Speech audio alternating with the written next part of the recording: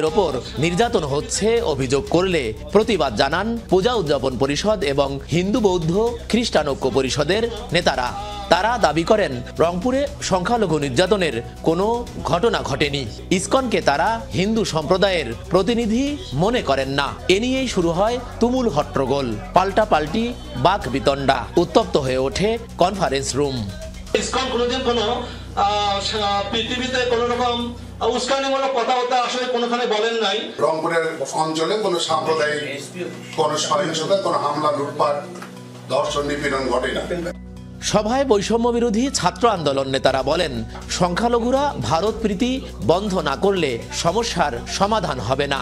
আর BNP জামাত নেতারা অভিযোগ করেন, পতিত ফেসিবাদীরা ইসকনকে দিয়ে নৈরাজ্য সৃষ্টির চেষ্টা করছে, তারা সফল হবে না।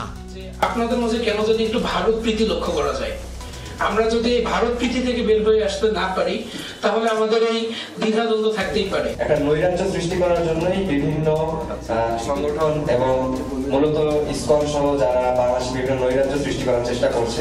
হিন্দুদের নামও আমাদের বাড়িতে এখনো আসে, আমাদের সেমাই রুটি হিন্দুরা খায়, এখানে সম্প্রীতির কোনো ঘাটতি নেই। সভায় দেশের স্বাধীনতা, সার্বভৌমত্ব ও সাম্প্রদায়িক সম্প্রীতি সুরক্ষা এবং ২৪-এর গণ অভ্যুত্থানের আকাঙ্ক্ষা পূরণে গণমাধ্যম